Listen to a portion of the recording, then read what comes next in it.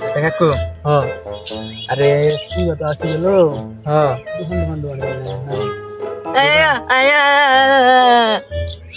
কি কয় এ কইলো যে যদি দোকান দেস ওই মাল বিক্রি করবে মানে টাকা নেবে টাকা। আচ্ছা প্রথমে তো ঠিকই গেলি লাস্টে আমার খালা নিয়ে গালি দিলি আরে শালা চাচা চাচা জায়গা খালার জায়গা আমি আর দশা লোক নিয়ে তো চলে না। আবার টসা কইলি না আমি কাকুই তো কি কয় ওই কইলো যে আমি কইছি একটা তুই শুনছিস আর একটা তুই কানে শুনিস নাই তুই টসা। আমি কি টসা আমার কানে একবারে